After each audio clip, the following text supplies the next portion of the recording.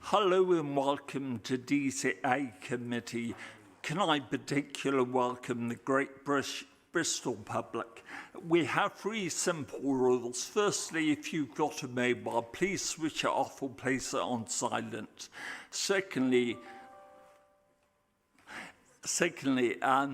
if you need to actually use the toilets, they're either side of the main entrance. Further, no fire alarm is planned, so if one goes off, it's a real thing. In that case, we go down the ramp to the right of the entrance and assemble by the piazza of Bristol Cathedral.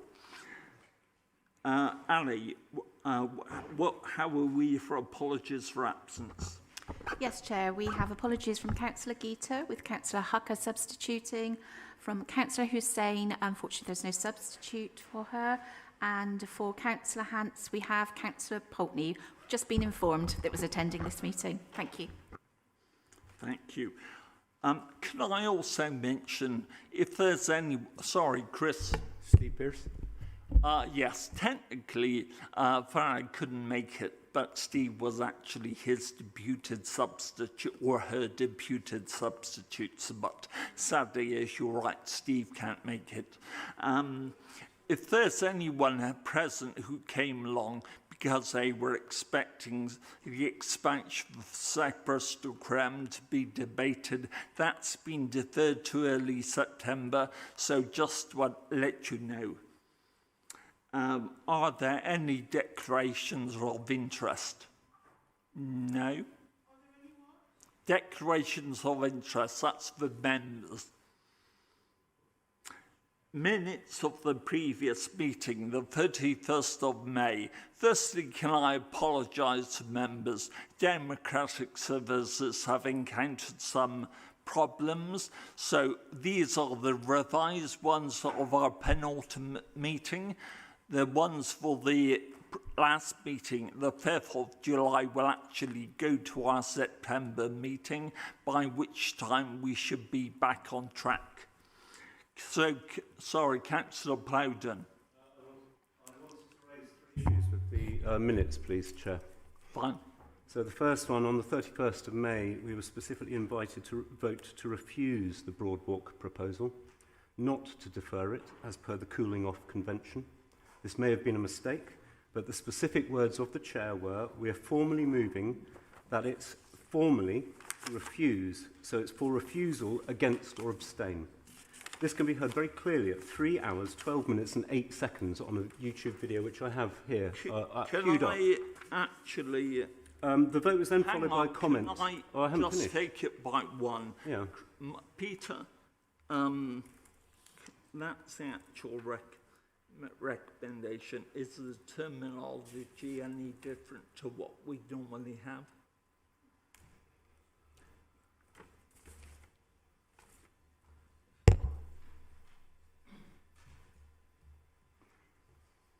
Thank you, Chair. I've just looked at the resolution. I think the resolution wording is okay, insofar as it's saying that the committee is minded to refuse the application. I'm sorry, but it does not reflect what was said at the meeting. I have the video lined up at exactly 3 hours, 12 minutes and 8 seconds, where Councillor Eddy clearly invited us to formally move that we were refusing it, not deferring it. I refer you to the rules for committees 14.3, the form of minutes. Minutes will contain all motions and amendments in the exact form and order the Chair put them. We have something that is materially different. We have something that is materially different from what was said and passed at the meeting in the minutes, and I cannot let that stand. Thank you, Chair. I think we'll take away what you said. I understand what you're saying about the use of the word deferred. It wasn't the use of the word deferred was not used. That's my point. I understand the point. It is not an accurate reflection of what happened at the meeting in contravention of Rule 14.3. So we will take that away and discuss this outside the meeting. So I would suggest, although I'm perfectly happy for you to raise your second and third item, it's not ideal because I'd like to actually approve the minutes, but only if they're accurate. We can't do that if it's in contravention. So what I'm saying is, if Peter's saying they'll take it away and look at it and come back, we have to do that at the next meeting. Andrew? Sorry, there is a second. I'll come back to you, Ed. Yeah, I just wanted to back up what Ed is saying. I think the use of the word deferred is a little bit ambiguous. We didn't actually agree to defer the decision. We agreed to reject the application, and the next meeting was just going to confirm a form of words for that refusal. So it's a little unclear. So I wouldn't be able to support the minutes as they stand. Mr. Westbury said we'll actually look into it, and I don't think we should approve the minutes if that's in dispute. Ed? So my second point is material to something we're discussing today, whether this application for St Christopher's passes or not. I raised what I feel is an important point of us being able to uphold the policies of this planning authority, which is our duty. The transcript of the meeting does not include our discussion about how we make sure that the Highways Authority is obliged to bring forward a design and a consultation on parking controls in order to honour the legal agreement we've made with the developers and uphold our own policies. This was not politicking, Chair, nor wasting very clear? time. You and I spent days, certainly, well, it may be hours over days, certainly legal officers then spent several times over days looking at the options. We had a legal officer here who spent several hours and responded positive. But as I mentioned on the day, you never actually move your actual amendment. Thus, actually, it was irrelevant because actually the relevant issues weren't raised. So actually, they were in the original debate draft minutes, almost a page of general discussion and the actual officer response, which didn't relate to actually a moved amendment, so it wasn't material. I've discussed this. We as a group have discussed this with Democratic Services, and we feel that this is an important point that applies to a number of other planning issues and applications, including one we're seeing today. We came up with a form of words that will be acceptable then and in the future. And if I can remind you, at 3 hours, 11 minutes and 53 seconds, you didn't say that I hadn't moved the motion. You said, by definition, your amendment falls, of course, because this is not an approval, of course. So what you're saying happened and what you're saying now happened are actually somewhat different. It would be an amendment to an approval. Obviously, you're being pedantic. I'm not. I'm not. I appreciate you actually disagree, but we're wasting time. We're wasting consideration of the St. Christopher site this debate, which is the reason these good people are here today. I'm sorry, so I appreciate it. Can I suggest you raise your third issue? Although the minutes will be coming back, so there will be a chance for the officers to look in the meantime. My third issue is that it's with great sadness and after a lot of reflection that I've decided to resign from this committee, Chair, and be replaced by another Green councillor, which I'll seek to have confirmed at the next full council meeting. This is because the people I'm proud to represent and live amongst no longer have the trust or confidence in this committee and indeed the wider context within which it operates. It's not actually anything to do with the minutes. This is because of the misleading and dishonourable actions of members of this committee. And we'll move on to the next. And I have I am unable to explain or defend what happened at the last committee. Councillor Plowden, can I ask you to desist so we can move on to next business? Otherwise, I'll ask security to remove you. So, obviously, I would like to just register that I feel I've been told, I've been instructed. I'm not interested. We are going to move on to the next item. The point is, the minutes are not going to be moved for the reasons I've made clear. The officers will look at them clearly and make sure that they come back the correct and accurate ones, and hopefully something committee can endorse, of course. So we now move on to the action sheet to item 5. There are 2 items, 1 or 2 and 2. They're matters for future action. Item 3, there is an omission and error by Democratic Services. That shouldn't be on there. The request I made, I received a response by email. Item 6, Peter, appeals. Thank you, Chair. If there are any questions on the list of appeals, then please let me know. I think I flagged up one to you, Peter. Item 61, page 26, the mobile phone mass at Westbury and Trim. Could you explain the rationale for the appeal not being upheld? Thank you, Chair. This was an appeal following on from a refusal for a 20-metre tall telecoms mast on the grass verge at the junction of Passage Road and Greystoke Avenue. This went to appeal, and at appeal the inspector allowed the appeal and granted permission for this mast. It was, as I said, it was a 20-metre mast, and the inspector took the view that as this was replacing 11.5-metre tall mast, it was part of the street furniture and therefore allowed the appeal. Thanks. Are there any other questions? Guy?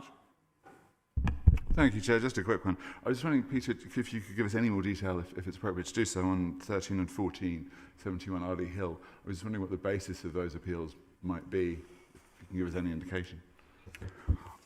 I'll take a note, Councillor, and I'll come back to you and email you separately. Thank you.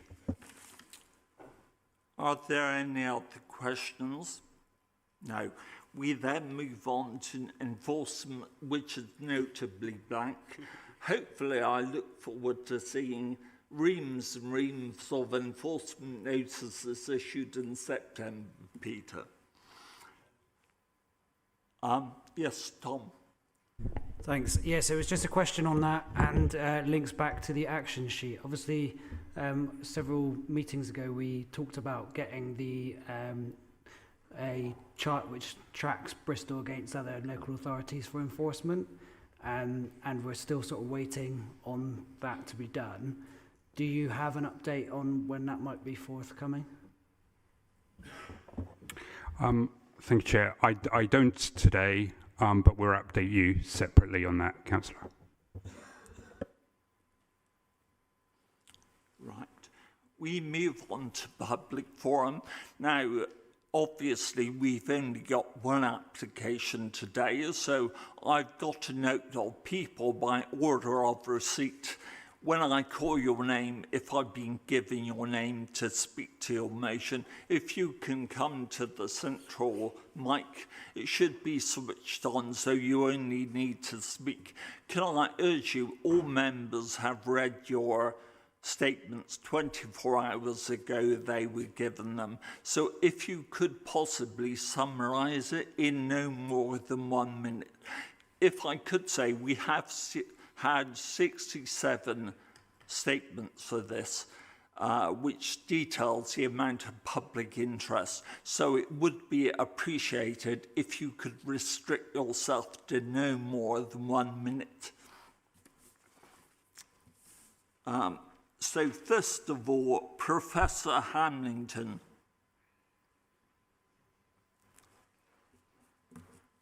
Thank you very much, Chair. Good afternoon, councillors. My name is Robin Hambleton. I'm a professor and a qualified town planner.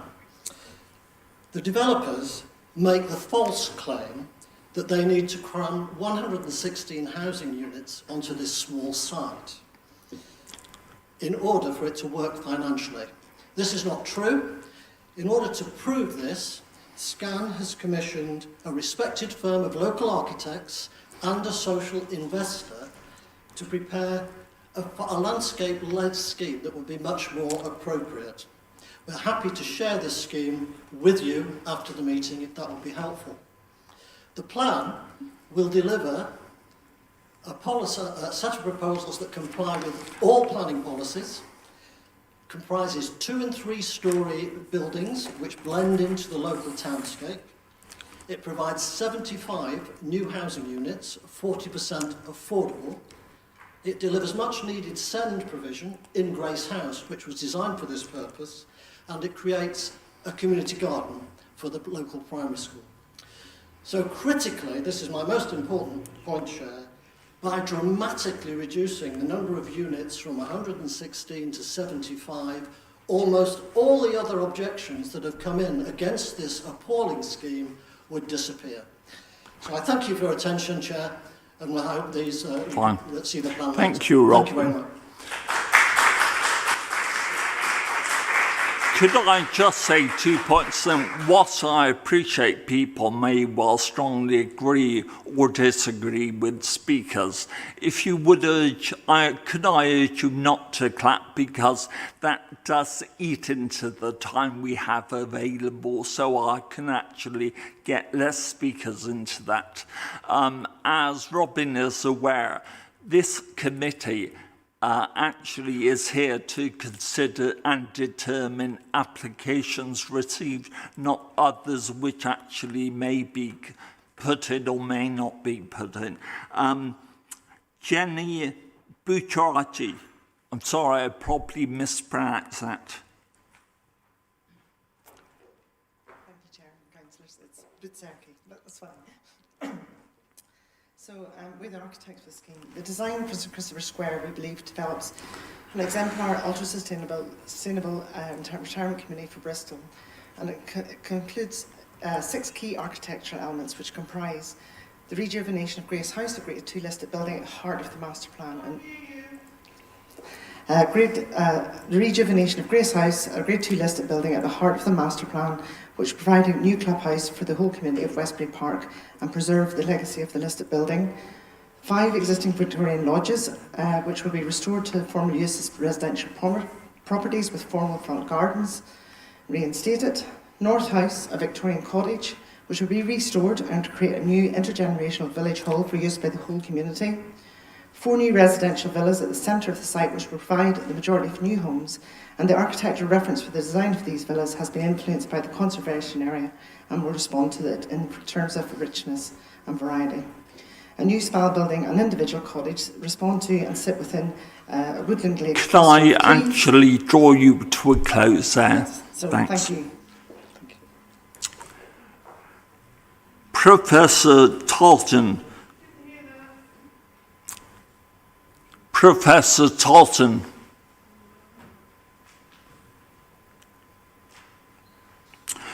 John, you're actually, as you know, speaking to 2 statements, one on your behalf and one on Mark Ashton. So I'm very happy for you to have 2 minutes, one for each.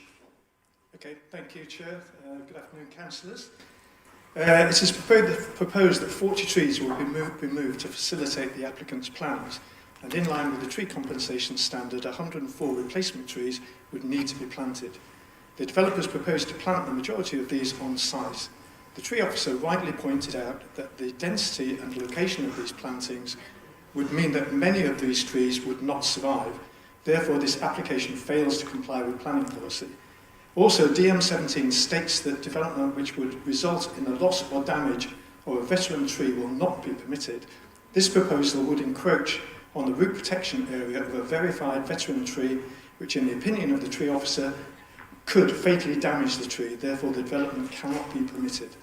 This application has used the flawed biodiversity net gain 3.0, which has been superseded a number of times.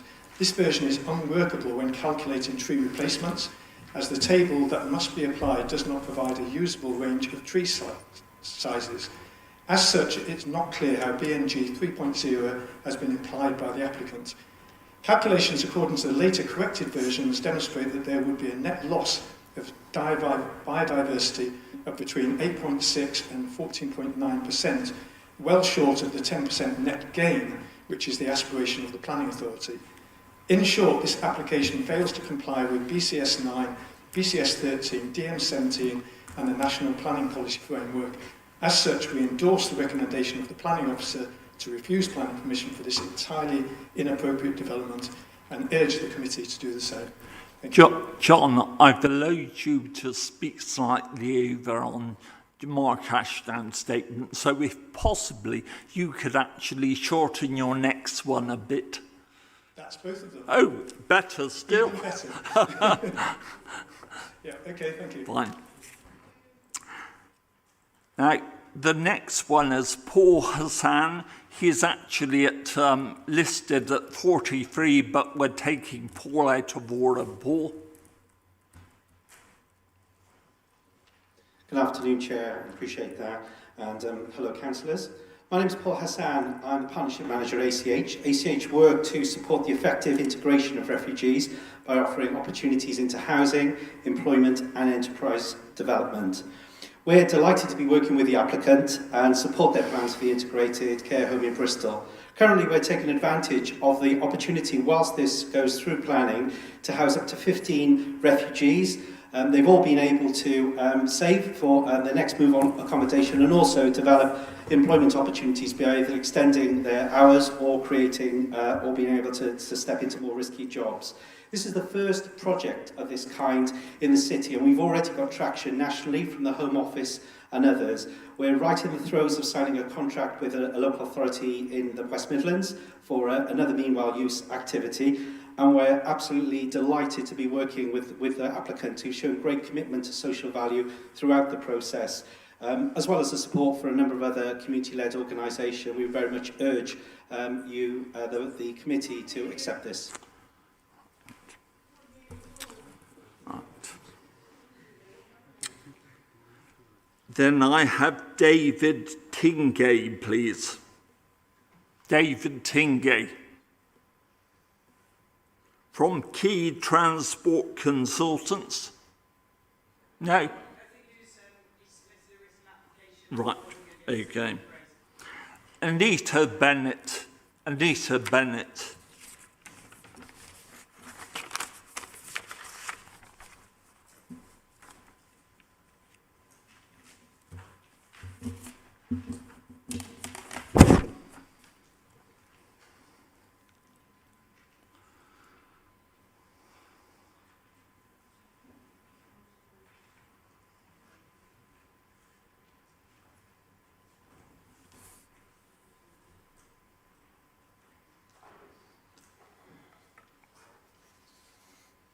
I'm here for the SEN Alliance for St. Christopher's, representing hundreds of families who cannot be present today. I implore the members of this committee to show some courage and some initiative to reject this on the grounds of a total lack of SEN provision. Instead, that requirement has mysteriously been signed off by some unknown education official.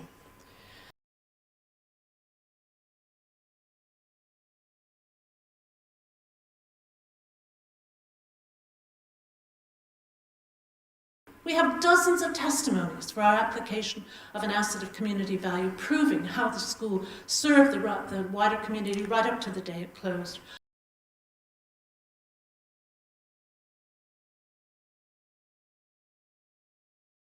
What's happened to the $500,000 in rent received from your lodgers and tenants? We submit that 4 have deliberately run down this site to pretend that only they can save it. And I reject using refugees as bargaining chips. You don't see one SEN family standing up here to you. Is the real reason that they don't want to provide for our family members on site? Because possibly the wealthy elderly might be put off by paying £1 million to share a site with disabled children and adults. It's much cheaper to provide the council to have Anita, sorry, you somewhat exceeded your 1 minute, so thanks. Councillor Smith.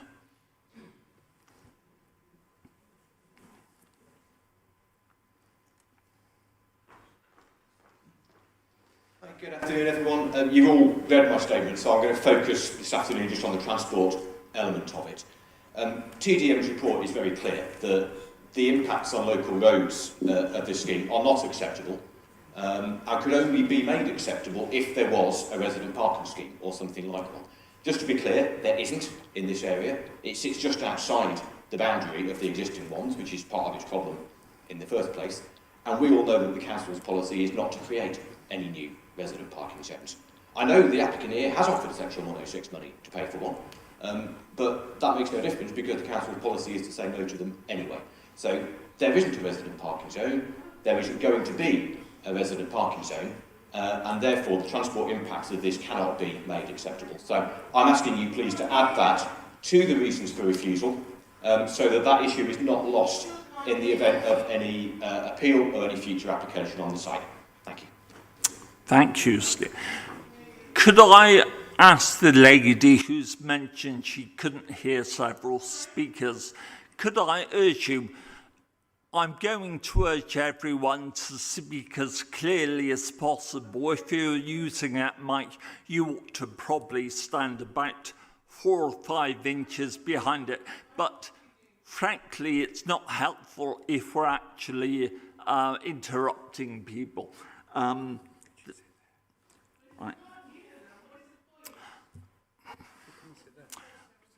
If you wish to come nearer here, please do. The next one is Henry Lumby, sorry.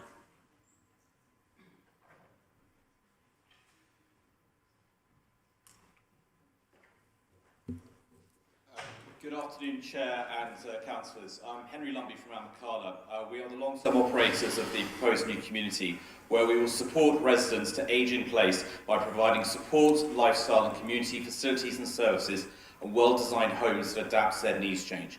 We will enable people to live independently for as long as possible. Our team has a track record both here in the UK and in Australia. We've worked closely with officers at the Council as well as social support groups including Age Friendly Bristol and Bristol Older People's Forum. This ensured our plans are aligned with what Bristol's older people need. Projections show that by almost 2043, almost 18% of Bristol's population will be aged over 65. Integrated retirement communities ease the low housing pressure as residents free up family homes for upsizers, and this in turn means smaller homes for younger families or first-time buyers. It has been shown that communities like this contribute to a 46% reduction in routine and regular visits and reduce unplanned hospital stays from 8 to 14 days to 1 to 2 days. Support will be on site at St Christopher Square 24/7 to support our residents. Cheers. Chris Cox for Ian Munger, please.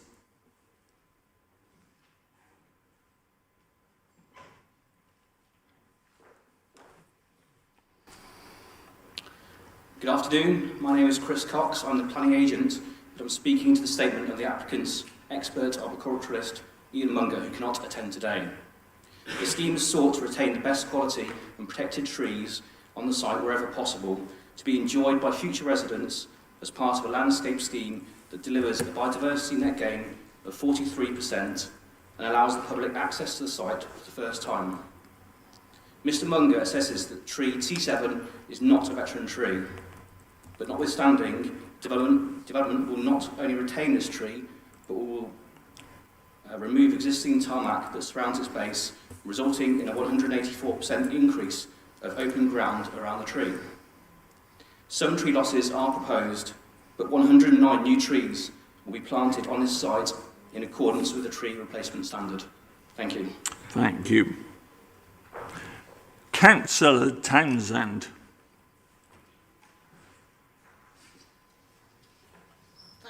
So I'm also here to advocate for making sure that we keep special needs provision on this site. It is woeful that just over £500,000 for 7 places, replacing 45 that have been in existence since the end of the Second World War, specialist provision at a time when this state were putting children with special educational needs in hospital to live.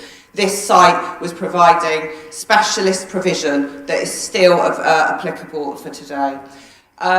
The DSG is our biggest deficit, as we know. It is the biggest threat of bankruptcy. The belonging strategy says we need more provision up to the age of 25 for our special needs young people as they grow into adulthood, so that we can get over the 6% of those adults with learning difficulties that are currently in paid employment. That level is woeful. It needs to go up. It costs our adult social care when they move into adult social care. We need independence, and we need our young people to be able to fulfil their potential. And this site has been doing it for 75 years, and it was chosen for a reason. Thanks. Right. Mark Ashford from Scan.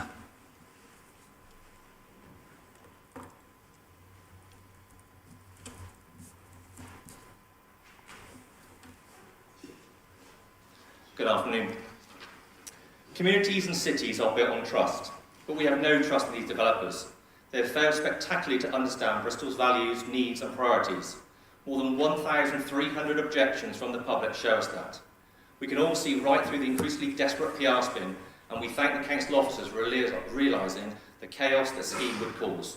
How can a developer boast of having green credentials, but be hell-bent on chopping down so many trees in a conservation area in a climate crisis? How can a developer boast about restoring Gray's house, but concrete the hell out of its surroundings? How can anyone boast about tackling Bristol's housing crisis, but argue so vehemently against affordable housing and price all flats out of the reach of most Bristolians? And don't even talk to us about public and community benefit, because the developers have failed to listen to what the community has been saying for the last 2 years. Please reject these plans. They are a complete mess. Our community and our city deserve much better. Thank you. Mary Carroll.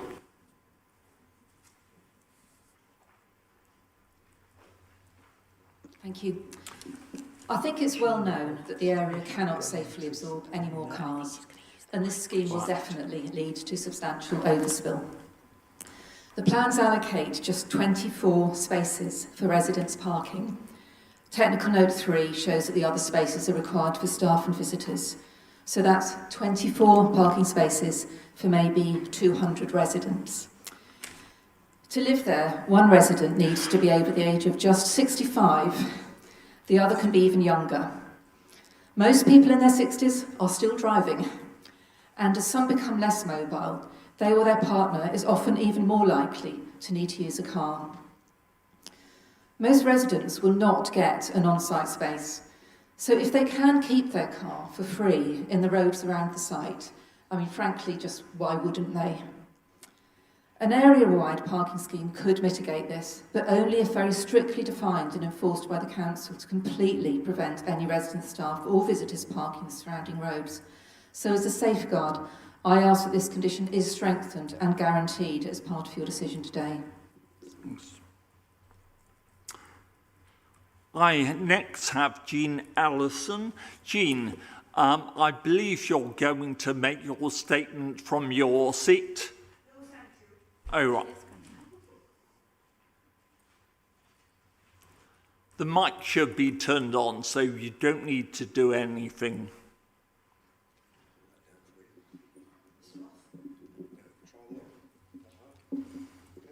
Sorry? I'd rather it were off. I'm going to try without the mic, and I'm going to ask if everybody can hear me. Can you all hear me? Oh, good. Well, 1 minute of democracy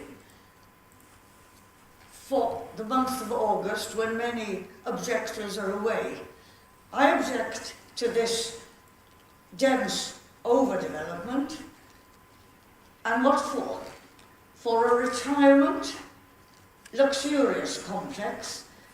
Another one, the Vincent is only yards away, and advertising vacancies. Westbury Park has abundant homes and residential homes, care homes and residential homes, and is quickly becoming Costa Geriatrica. I speak as a practicing geriatric, as you can see, and I object to all of this because I would much prefer to live in a vibrant, mixed-age community. I shall lose daylight, privacy, and tranquility.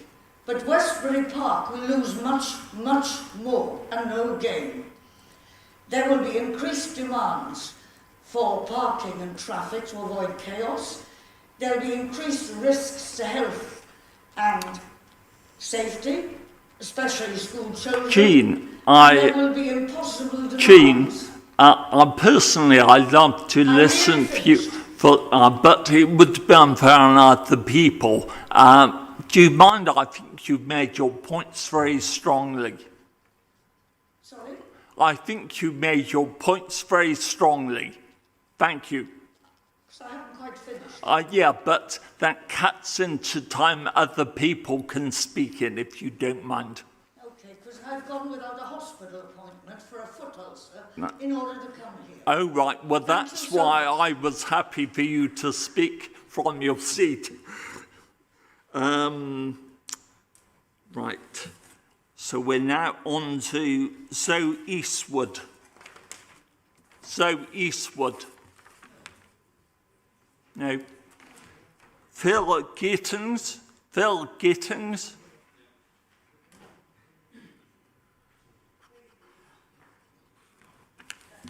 Microphone on. Is it on? Yeah. Should be on. Okay, thank you.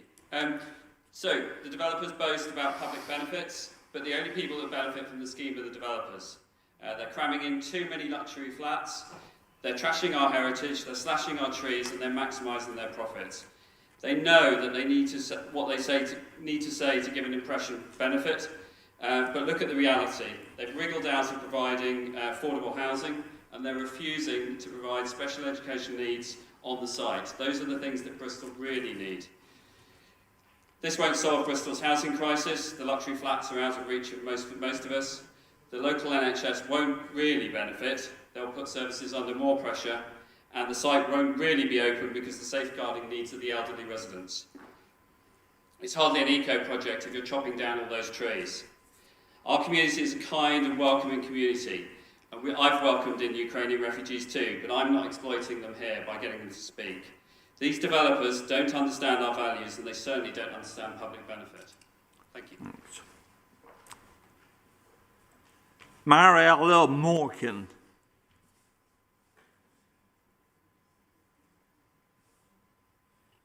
Miss Morgan or Mrs. Morgan?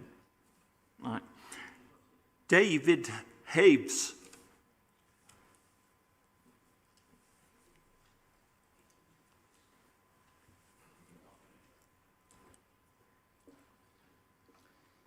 I live about 50 yards from the rear boundary of the site. One way the primary school, the other a nursery. It's one of the first unrestricted roads bordering the RPS. Already it's a dangerous rat run, with vehicles parked either side of a narrow street. In April, a car smashed into two parked vehicles directly outside the school, and last year a vehicle collided outside the nursery, needing police to close the road while removing a damaged car. Vehicles park illegally when they can't find a space, and have to reverse when they can't pass, often into side roads where visibility is blocked by cars right on the corner. Within this chaos, there are children walking to and from school, parents with pushchairs going to the nursery, carers with wheelchairs, all sometimes forced to walk in the road due to cars parked on pavements. We simply cannot take another 50 cars circling around these roads searching for space. It should be formally recognised that no development can go ahead which could lead to any parking overspill on our already saturated streets. Thank you. And the final person is Sarah Traphale Williams. Oh, There's also one as well at the end. Jeff Wisher. Jim. No, that was David Haves. You just All right. did. Yeah.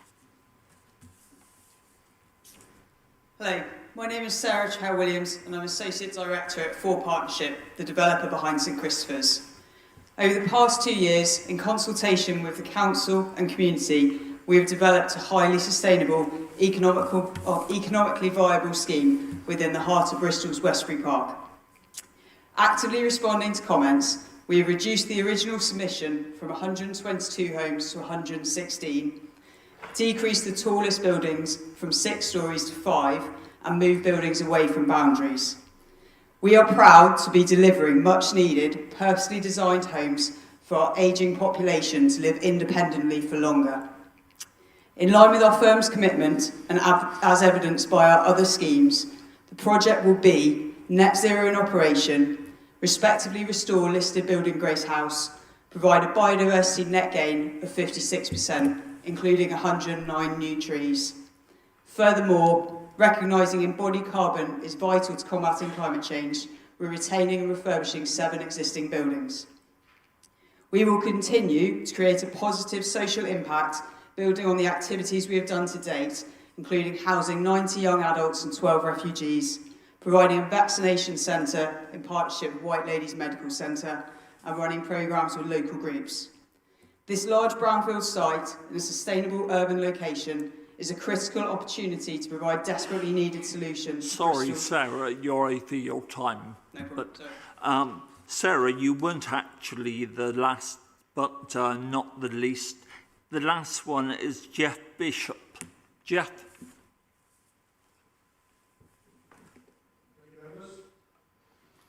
The Westbury Park Community Association has many objections to this application, and our submitted statement barely do justice to the strength of feeling, even anger, within our community about what is proposed. That's true from the horror local people felt when they saw the initial designs well over a year ago, through to the frequent, late and totally cosmetic changes that were no more than a desperate attempt to rearrange the chairs on the deck of the Titanic. This scheme is totally unacceptable at all levels. As well as being rejected on almost aspects by those in our community, we note that it fails to meet the government's recent strong commitment to design standards, has been strongly criticised by Historic England and others, and fails to meet a long list of City Council policies. People in Westbury Park are therefore extremely pleased to see our primary concerns recognised in the grounds for refusal in the officer's report. On behalf of very many local people, WPCA urged the committee to refuse the application for what would clearly be massive overdevelopment. Thank you. Thank you. Can I thank everyone who submitted public statements, including the over 40 people who submitted them but couldn't be here. Several people made allusions to a determination in August, which isn't perfect, of course. I know this was planned for the 31st of May. It was deferred at the request of the applicant, but I know they and the residents wanted it to come to our July meeting, so I'm sorry that didn't happen. Could I then move on to the officer presentation, Alex? Thank you, Chair. So this is an application for full planning permission for a retirement community including 116 self-contained extra care residential units in use class C2. And I'll just point members to the use class report in Appendix C, which refers to that. It also includes 69 car parking spaces, new public realm and landscaping, and then ancillary wellbeing and belonging facilities, including the reuse of Grade 2 listed Grace House. Before I begin the detail of the presentation, I just want to draw members' attention to the amendment sheet as well. So there's a couple of additional consultee comments there in relation to flood risk and sustainability. And then also you'll note that refusal reason number 3 has been removed as a result of that final sustainability comment that's come through. So the site's located in the Westbury Park area of the city, adjacent to Redland Ward and bound to the west by Westbury Park Road. The site itself was most recently used as a school, although it's been vacant for several years. The site has been developed over a long time and consists of 3 main constituent parts. So we've got the 5 Victorian villas which front onto Westbury Park Road. There's Grade 2 listed Grace House, located just where my cursor is indicating here. And then there are 11 further buildings which have been associated with a school use and mostly developed since the 20th century. There's a total of 94 trees on site, and including a number of these are TPO'd as well. And this application site is also in the Downs Conservation Area. You'll see from this aerial image just the makeup of the site again. So you've got the 5 Victorian villas along the frontage here with Westbury Park Road. You can see the unusual shape and finish to the Grace House in the rear. And then the largely sort of single-storey and 2-storey buildings which are already on site as part of the school use. And there's just a couple of site photos which just to give an indication of the character of the site currently. And you can also see the 2-storey buildings, which are residential properties immediately adjacent to the site as well. In terms of the proposed development, so it contains a mixture of retaining existing buildings and then new build elements. So the slide here just indicates the 7 main retained buildings, so the refurbishment of those Victorian villas, the refurbishment and reuse of Grace House, so changing use from educational to ancillary use for the retirement village, and then also the reuse of North House, which is just on the far right-hand side of the image there, as a community use. And then the remaining buildings are in up to 5 stories in height, with then 2 sets of 2-storey terraces and then a single-storey bungalow building in the top right-hand corner of the image here. These following slides are just a few extracts from the applicant's design and access statement, just to give a flavour of the size of the proposed development. Members will note that there is a sort of dotted red line around these images. That just indicates where the reductions in the scheme from that which was originally submitted and the one that's before you today. So Block B is where the main change has been, where there's a reduction in a single storey in height from 6 to 5 stories. And then the remaining images just show where the sort of edges have been trimmed, shall we say, of the existing blocks. And then finally we have the 2-storey dwellings here. I've included a couple of the applicant's site sections which just show the relationship between the proposed and the existing buildings. So you can see the 2-storey Grace House located centrally within the site, the image here. And then you've got the new build elements, and then either side you've got the 2-storey buildings on the Glen, and then also on Royal Albert Road. And then you can see in context here on the bottom left of the image Carisbrook Lodge, which is one of the proposed villas to be retained. In terms of public consultation, as has been mentioned, there's been a significant amount of public interest in the scheme, with over 1,300 comments received. The vast majority of these are in objection, and there's also been objections from the local MP as well as a number of ward councillors.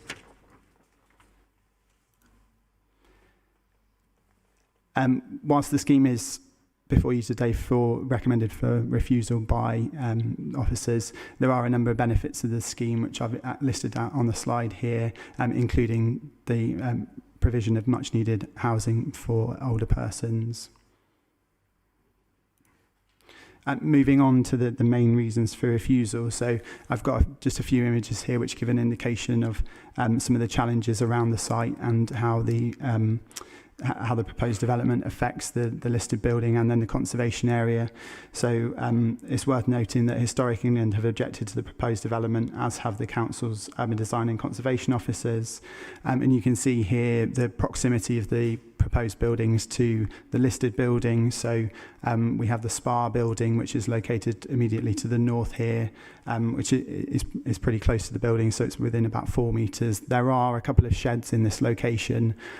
However, we do think that it overcrowds the proposed development, and particularly with the scale of the proposed blocks, which I'll show on the next slide. So here you can see the 5-storey Villa B and 3-storey Villa A, which sort of dwarf the listed building on the site. And as a result, we consider that fails to preserve or enhance the character of the listed building in line with our policies. And then just this image here just indicates the difference in scale between the existing dwellings on the Glen and also the proposed development as well. So you can see that they significantly crowd and overbear those dwellings on the Glen. And then also just in another indication of some of the overdevelopment of the site. So you can see here, typically we'd expect window-to-window separation distances of 22 metres. And as a result of this, the applicant has changed the design of the rear of one of these properties. So it includes a oriel window, which for a size of this, a site of this size is particularly unusual. Typically we find that on sort of smaller tight-knit sites. And we think, again, that results in a poor living environment for those future occupiers. And then just moving on to touch on that living environment for those future occupiers. So you can see, again, the impact of the closeness of the 5-storey blocks on the existing villas. These will have single aspect flats, some of these. So again, that aspect will be entirely overbore by other proposed development on the site. And then just moving on to the second reason for refusal. So in terms of the impact on trees, there's a loss of 38 trees on site. That includes 2 Category A trees and 13 Category B trees on the site. And whilst the applicant has identified that there's a net gain that can be achieved on site, that is a quantitative approach, so doesn't actually consider the quality necessarily of some of the assets that are proposed to be lost. And then finally, moving on, there is concerns that from the arboricultural officer that the impact on the proposed development on tree T7, which is also identified as a Category A tree, that's considered by the arboricultural officer to be a veteran tree, and there's concerns there that whilst it wouldn't be lost, there's works ongoing in the root protection area that would result in the deterioration of that tree. And national policy states that development resulting in the loss of or deterioration of irreplaceable habitats, such as veteran trees, should be refused. So it places a very high bar on the protection of these assets. And as a result, it's considered that the adverse impacts arising from the overdevelopment of the site, the less substantial harm to heritage assets, and the loss of green infrastructure demonstrably outweigh the benefits of the scheme, and we recommend that planning permission is refused on the basis of the reasons on screen. Thank you, Chair. Thank you, Alex. We now move on to member questions. I've got 2 just to kick us off.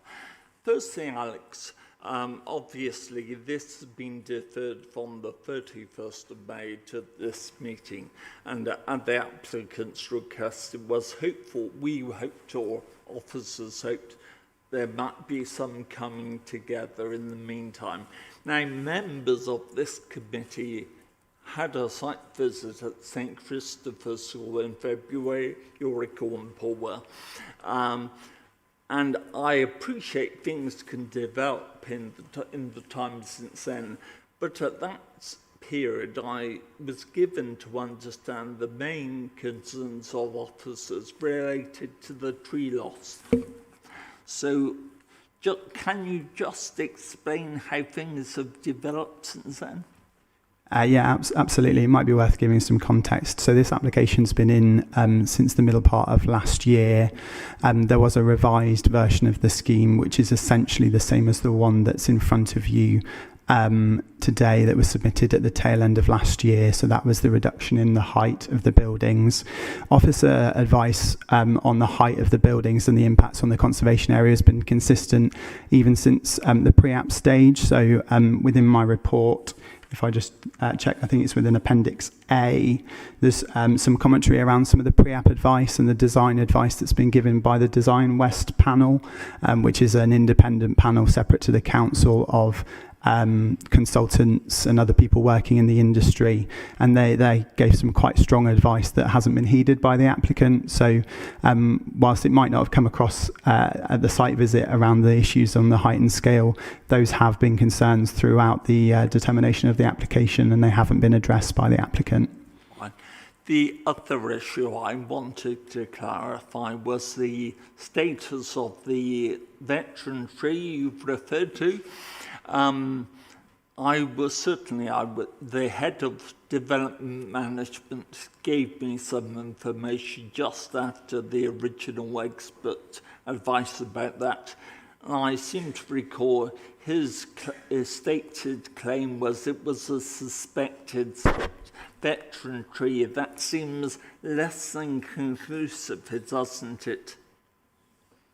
Yes, so effectively we had a situation where the arboricultural officer considered the tree to be veteran based on his assessment, and the applicant's assessment was that it wasn't a veteran tree based on there are 2 sort of methods that have been used, one which is reliant on the biodiversity net gain metric and one on the Lonsdale method. So the one that I've reported on in my report is the biodiversity net gain metric, which is a sort of government-backed metric. The officer identified that it has 4 out of the 5 main features, which is sufficient to be the veteran category. Given that there was an agreement between the applicant and our arboriculturalist on the classification of the tree, we sought third-party advice on this. So we reached out to a colleague called Julian Forbes-Laird, who was able to advise. He undertook his own assessment of the tree and also concluded that it was a veteran tree, and notwithstanding the sort of the veteran tree classification, it is a category A tree anyway. So we do think that this, along with the other 2 category A trees that are proposed to be lost, would be unacceptable anyway, which is why the reason for refusal is worded around the loss and impact on those important category A trees, rather than necessarily referring to the veteran tree specifically in the reason for refusal. Thank you. Tom? Thank you, and yes, thanks for the report. I remember at the site visit being surprised that the proposal to put a spa where there was a tree that was clearly quite a lot older than all of us. A couple of questions.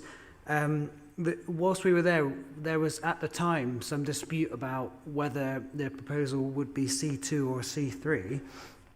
Could you just touch on why the conclusion that the whole site should be allocated as C2 rather than C3 dwellings, or a mix of the 2 is, and just how that relates to affordable housing, because that's something that came up quite a lot in the comments.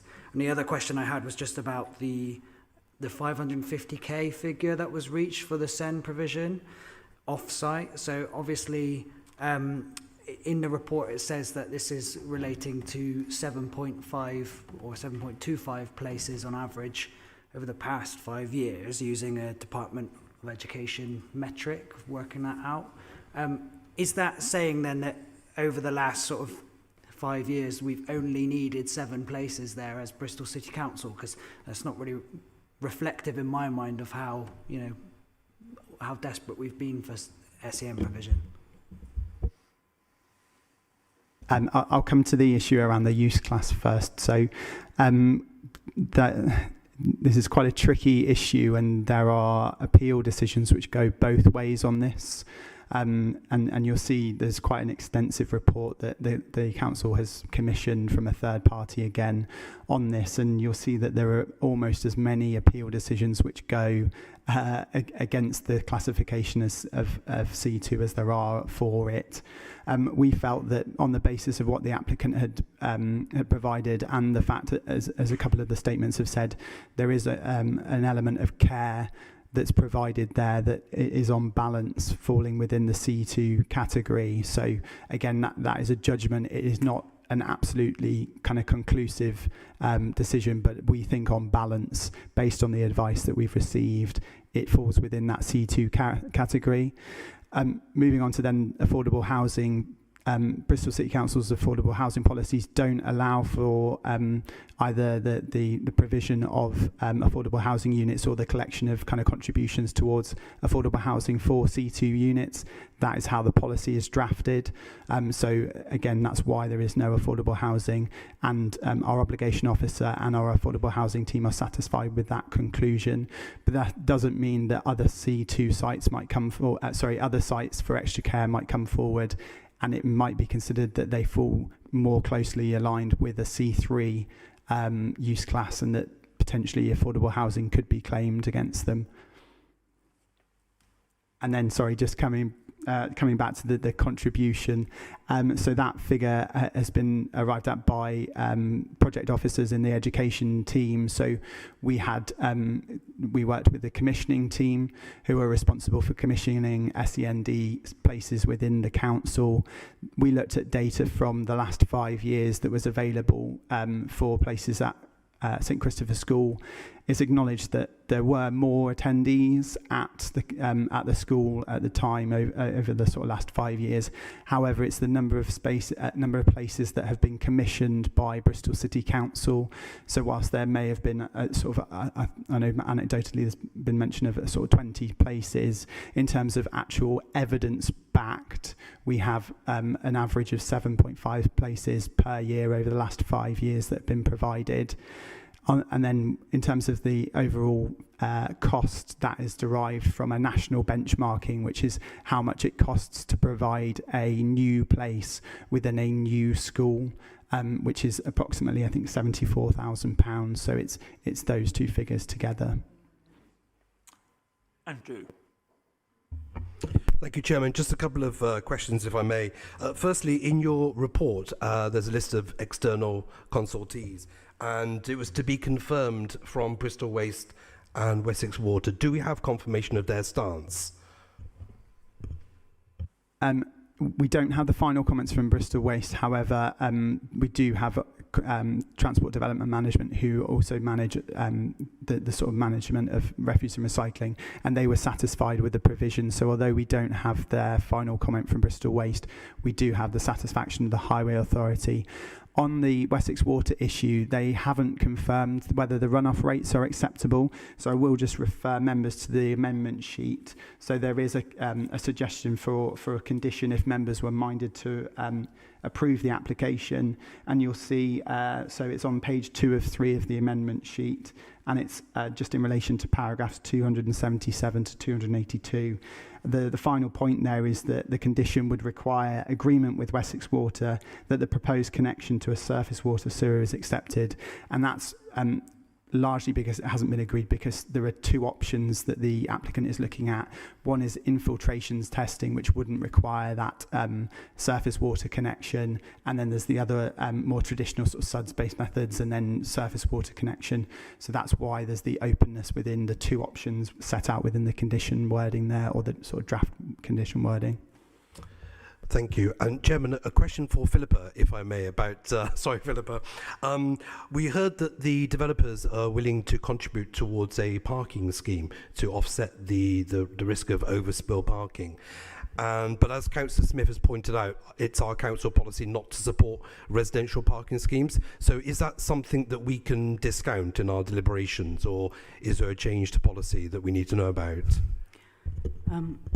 We don't not support parking controls. What we've found is lately that residents don't want them, they get the choice. So when we have to look at an application and the applicant offers to pay for that consultation, that is deemed fair within that thing. So the option would be with the local residents on whether they accept one. And so that's why my officers, when they reviewed this, they said it wouldn't be deemed severe because an option was opted. As you know, if it was up to me, I would have no cars whatsoever. But basically, for the purposes of this, it's accurate as recorded in the report that we're not unaware of the situation, but a solid gesture was made about a way to resolve that issue, so we have to accept that that's fair at this stage. If your explanation was masterful, you ought to consider becoming a politician.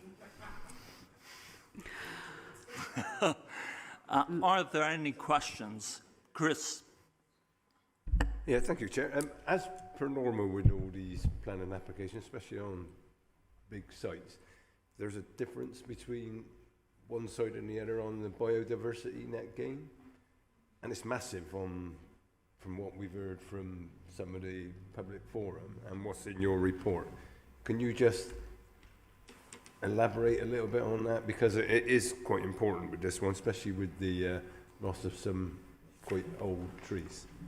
Yeah, so I think it's worth noting that effectively the biodiversity net gain assessment is a metric-based system. It is a quantitative approach, and effectively it depends on how much weight and how much value you place on the habitats that you put into the metric and what comes out.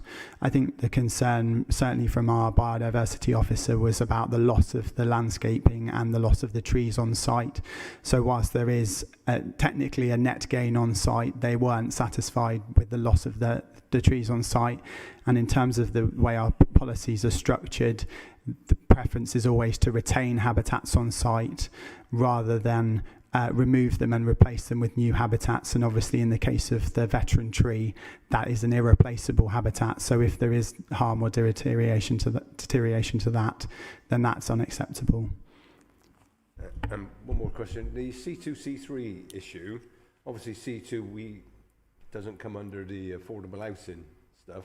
How close, because it looks like that was borderline, so whether it be C3, and I'm not totally convinced that the old site would be a C2 and not come under the affordable housing. Me looking at it, reading it a couple of times, I'm veering towards C3 where affordable housing would have to be.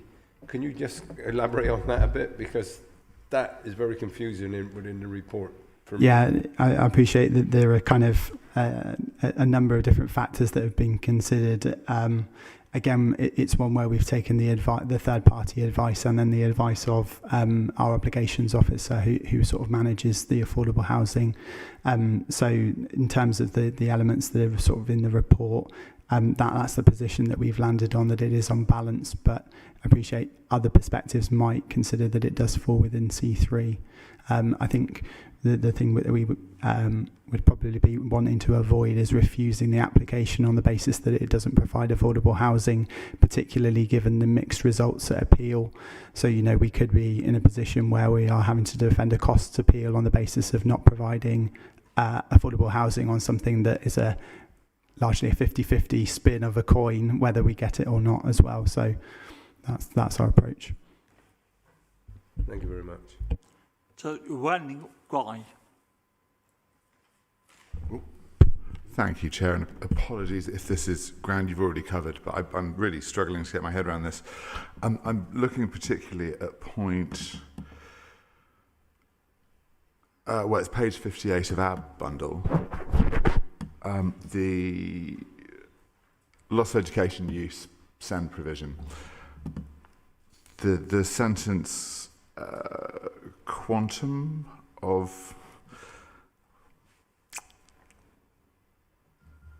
apologies. A contribution towards this project has been calculated on the basis of the quantum of school places commissioned by BCC over the last 5 years prior to the school closing.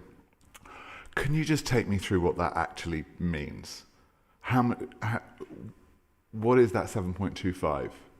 So that is the average number of spaces that have been commissioned by Bristol over the last 5 years. In total, over that whole period? Yes. That's the total number of SCN. Yeah. However, that wasn't the overall number of people attending the school. So there were self-paid or self-funded people attending the school as well. Gotcha. So in terms of the loss of the community provision that you've dealt with under point 187, I'm just wondering, is this a formula that has been kind of put together for this specific application, or is this building on significant existing local or national policy? So it is a unique application in the way that contribution has been determined. However, we have discussed at length over many months with both the commissioning team, the project officers who are leading new projects for schools. So we've identified the Claremont School as a new project that is suitable for the contribution to go towards. So we've worked with those elements of the council quite closely to determine this. In terms of the costs, that is a national benchmarked cost. So that isn't a cost that we've sort of pulled out of thin air. That is something that is from Department for Education costs for SEND. Good. I'm just interested to understand the cost of the places then. It may be a national benchmark. I've heard two things today. One is the cost of providing for a year, and the other is the cost of providing for a year plus the building or the setting in which it is it one or both of those?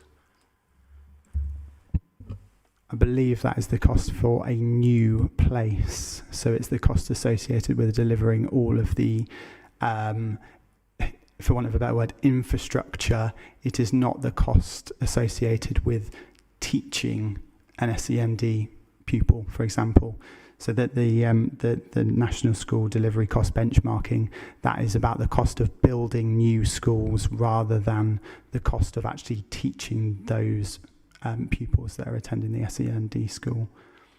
And could I just understand why we're only looking at the Bristol City Council commissioned spaces, particularly as we know there's a big shortage and that this is now getting to be such a pinch point that people are resourcing, despite maybe qualifying, resorting to paying for their own. And I think that's probably quite an important. That's basically because that's the only data that we have that is reliable. We have anecdotal evidence of numbers of people that have attended the school, but we weren't able to get any firm data from Aurora, who were previously managing the school, with an accurate sort of long-term picture of how many people, how many places were being provided. And would that have changed it? Would it have changed things? Would we be, if we knew that the school roll was higher, would we be asking for a higher financial contribution? I think based on the fact that it's a Bristol City Council project that the contribution is going towards, and it's in relation to replacing those Bristol City Council commissioned places, we would seek to be consistent with the number of commissioned places. Right. Chris. Thank you, Chair. Just on that one, I think, is it 20 or 22 is what people are, SEND that are using at the moment? Not at the moment. The school has closed, but most recently it was anecdotally around 20 places. So yeah. We're funding, if this gets past 7.5. Have the city got the capacity to, for the people who, as Ed said, to fund their own somewhere else, or was that looked into when this decision was made?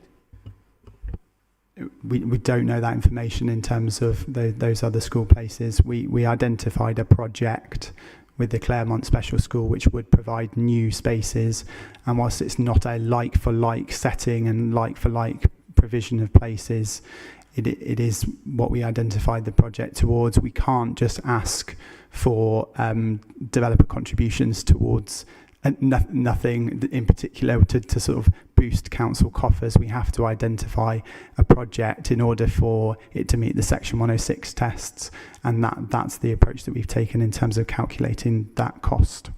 Yeah, I understand that bit, but did we look into whether the city can accommodate those other, say, 15 SAN? No, but that would be because the school is, again, it's closed 3 years ago, so if whatever's happened to those places, they have gone somewhere. Guy?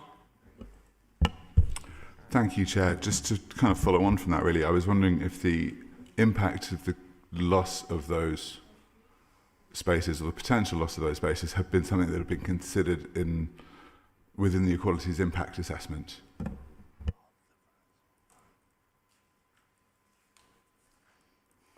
Sorry, let me just check. But yes, I think we note within there about obviously the benefits of the scheme in terms of paragraph 288. Thanks, Peter. So it meets the requirement of the ageing population, but notes around the affordable housing or the lack thereof. And it also notes around the impacts on existing residents as well. And we do say that there would be a neutral impact on equalities as a result. So the benefits of providing that new accommodation for elderly effectively is balanced out by the disbenefits of the loss of the community use on the site. Philippa. Thank you very much for the really helpful report, and thank you. I noticed a comment sort of in the depths of the public forum comments, in the pack, that some of the buildings had been donated many years ago for the use of SEN children. I guess that's like a covenant, and I just wondered if those covenants hold any weight, or if they're not covenants, or what.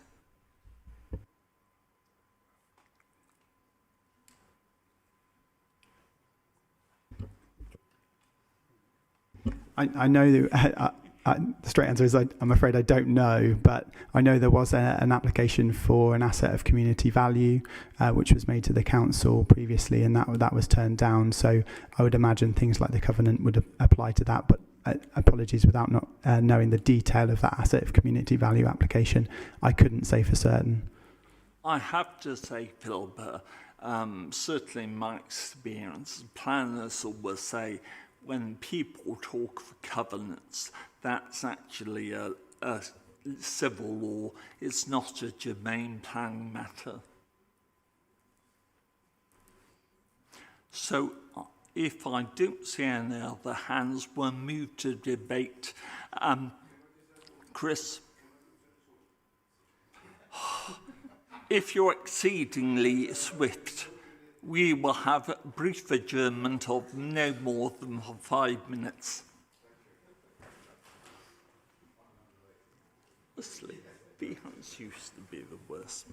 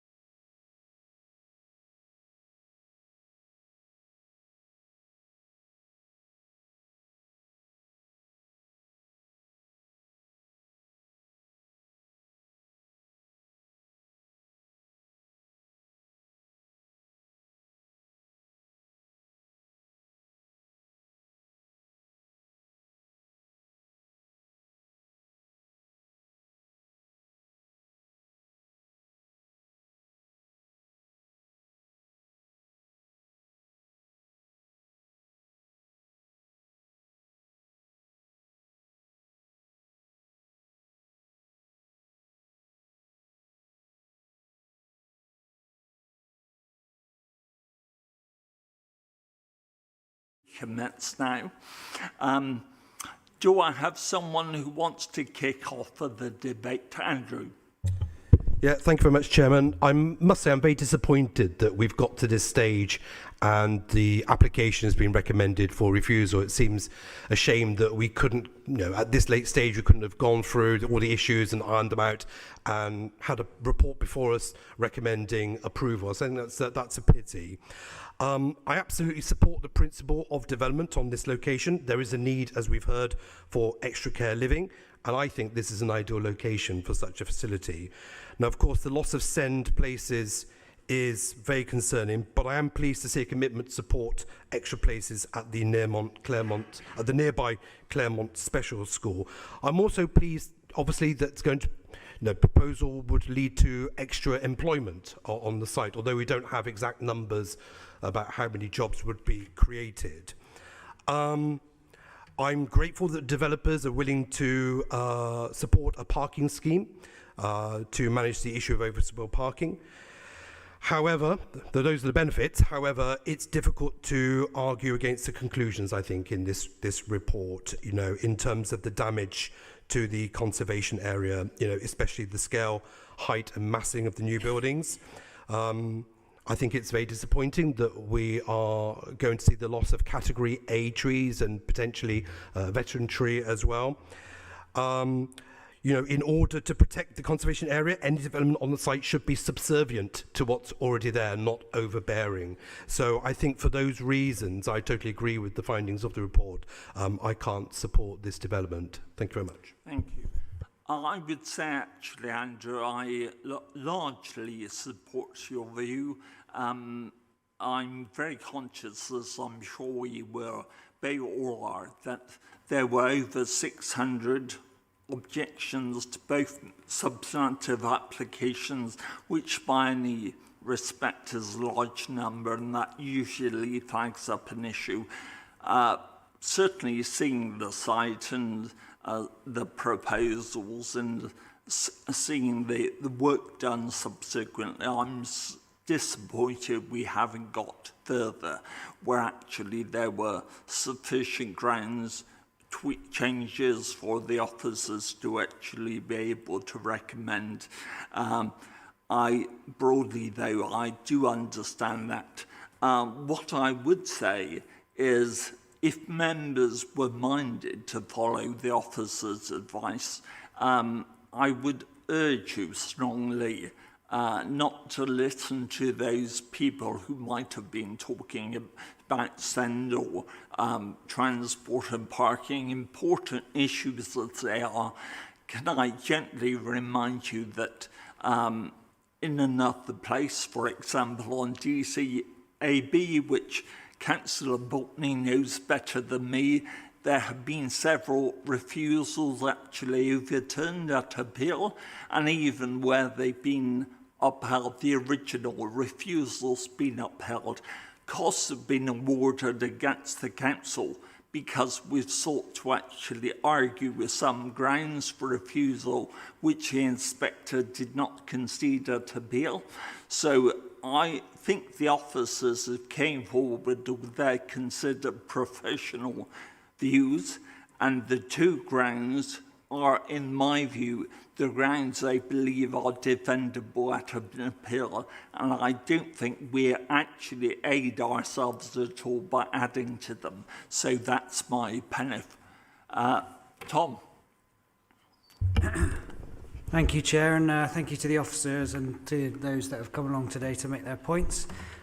Mine are just the views of a lentil-eating amateur, but I thank you for your time. There are elements in the scheme that I do like, and I really welcome the applicant's engagement with the ward members and their opening up the site to various noble community uses whilst developing the application. But I think I'm not convinced about the perceived public benefit of more extra care living accommodation for, let's face it, the very wealthy, outlines the concerns that the officers have made in the report. I do think some of the concerns about parking are possibly slightly overblown, but I hope it's obvious to the administration that there's a lot of support for parking controls and action to reduce the number of cars. But to me, I think, as the officers make clear, it's unfortunate that the developers tried to work the existing landscape in at a very late stage in developing these proposals rather than taking a landscape-led approach from the start. So for me, the loss of that veteran tree and the other trees on that site are the reason why I'll be voting against or in favour of the refusal. Guy?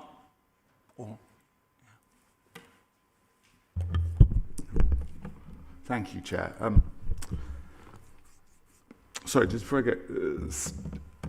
I just noticed on page 76 we have a reference to a statement from an objection from Councillor Sylvia Townsend.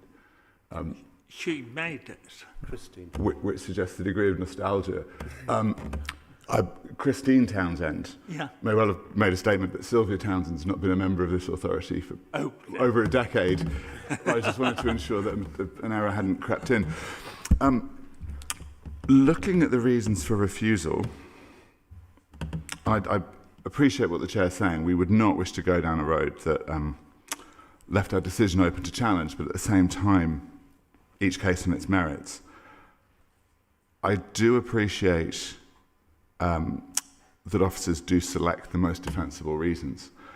My concern is in this case we have two factors. One is the loss of community infrastructure, that's to say the SEND provision, and whatever the result, be this a refusal or a grant, that's not a formula I think this council should stand by. I give the officer a lot of props for having a really good go at coming up with a formula for it, but given the current state of SEND provision in Bristol, I think the idea that £500,000 could provide residential accommodation for up to 50 people is not something that we can allow to sort of pass into the council's approach to issues like this.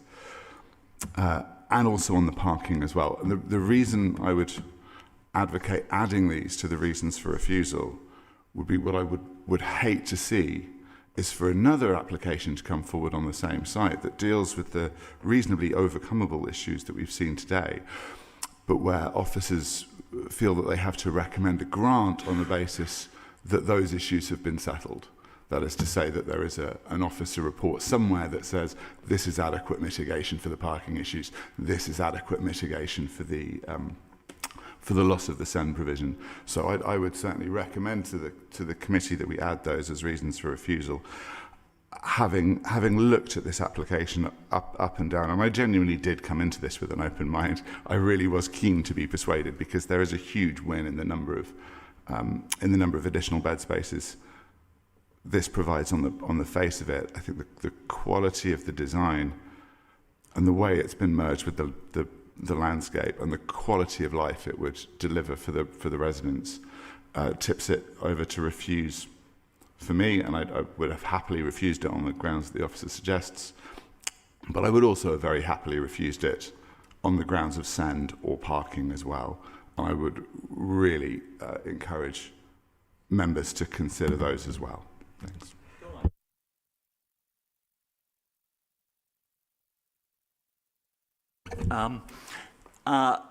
At the end of the day, the education officers have given us advice, etc., and they do not believe that it's sustainable as a grounds for refusal, of course.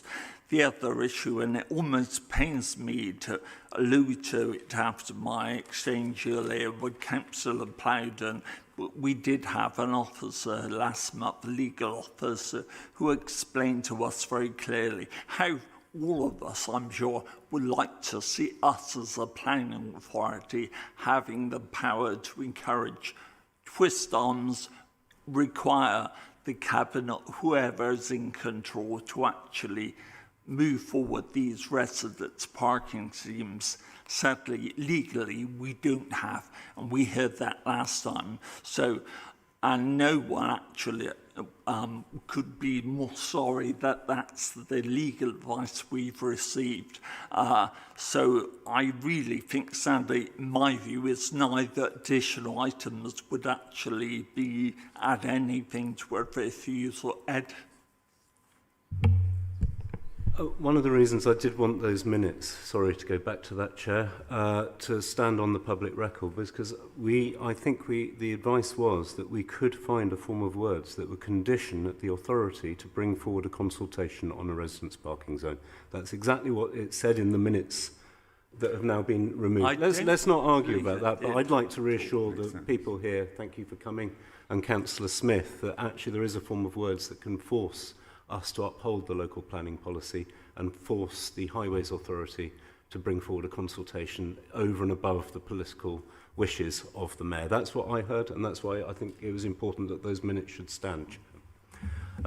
I'd like to accept that modifications have been made to this. I think I commend this. There's so many of the proposals we don't see any changes at all being made to proposals, and I think it's something that we should really commend the applicants for actually listening to the community as part of their community involvement. And there's a lot of features to like, and it would provide much needed facilities given that we have a housing crisis. However, do need to note that several of the blocks offer a poor standard of living. And I think it's also worth mentioning, I'm not sure I've ever quite seen a situation, Chair, where we have the local and neighbouring ward councillors, the MP, Historic England, the 20th Century Society, the arboricultural officers, the conservation officers, the urban design officers and the nature conservation officers, all of them coming to a similar conclusion that this should not go ahead. And that really is pretty damning from my point of view. I thought the best summary was actually from Design West, who say that they appear not to have followed a landscape-led approach, and landscape character has not been seen as the main driver of this form of development.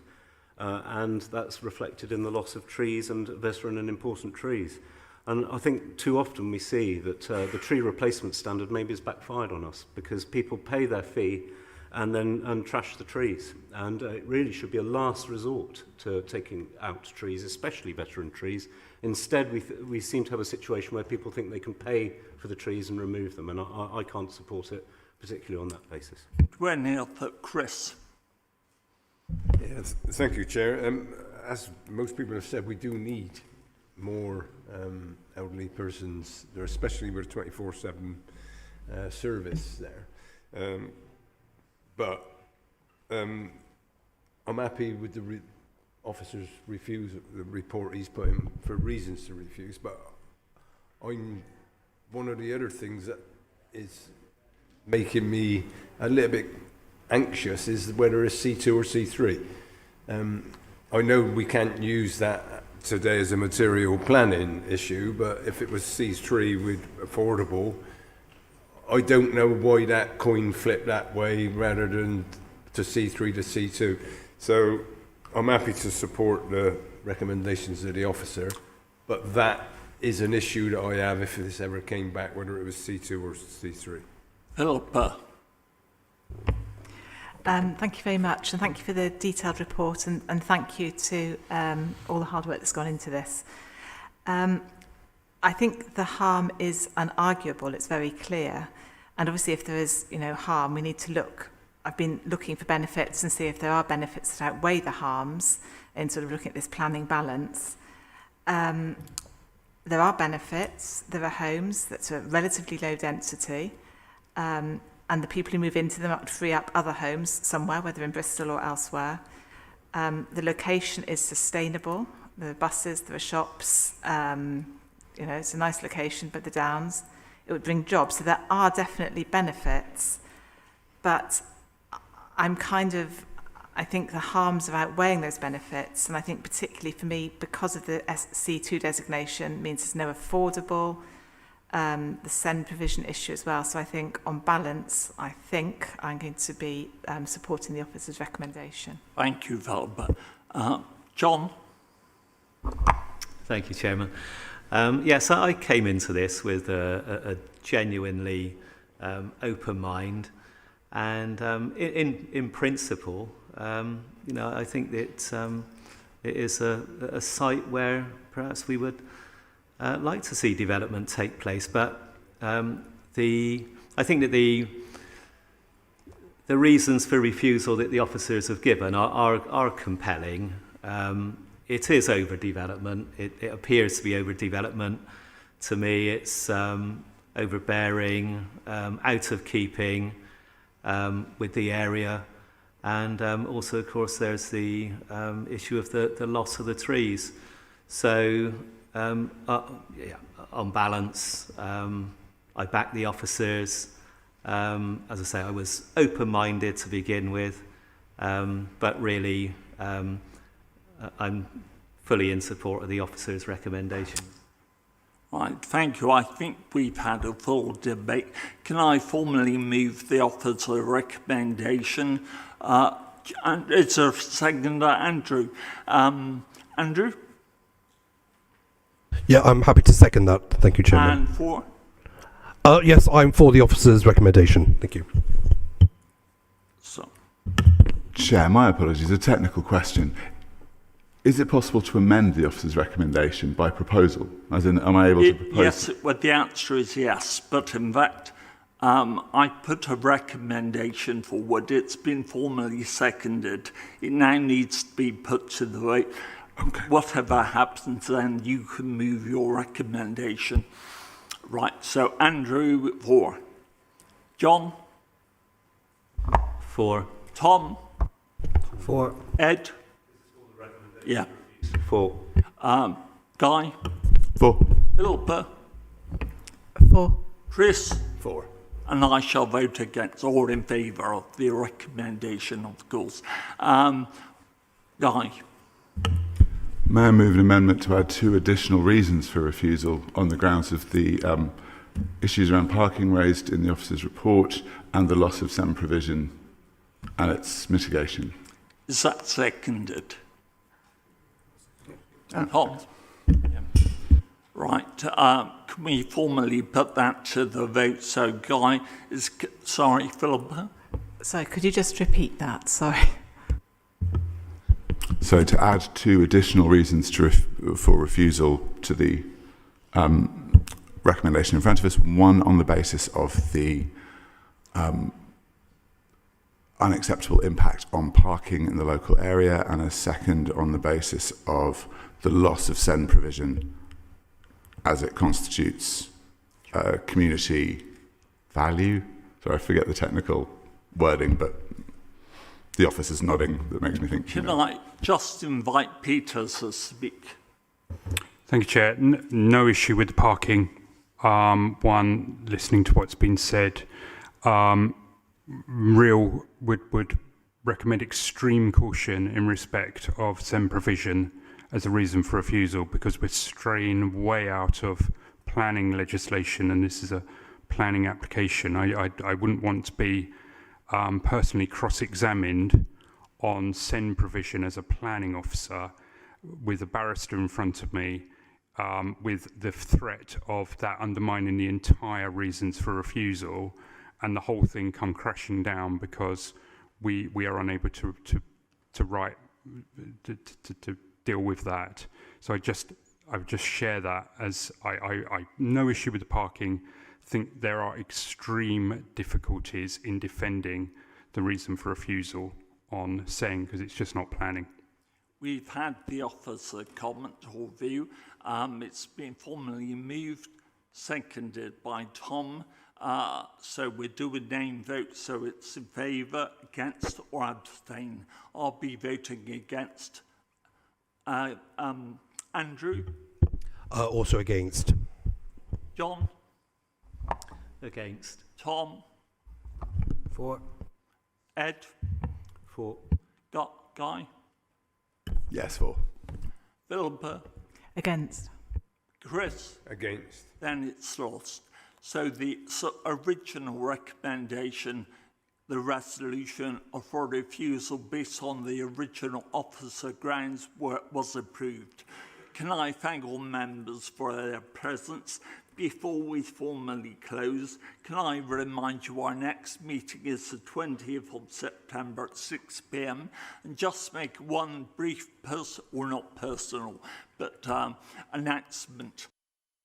Peter Westbury, sitting to my right, your left, is shortly taking a very deserved sabbatical, so I'm sure all members will wish him the very best and the opportunity to enjoy himself and recharge his glasses. As a fellow wine lover like myself, he's mentioned he has booked a wine tour in California, so I've said, I'm happy to be stowed away in your luggage, but either he or Mrs. Westbury seem to have an issue with that, I don't know. So, Peter, best wishes. We look forward to seeing you back in due course. And can I thank you, Alex, for your presentation and formally close the meeting.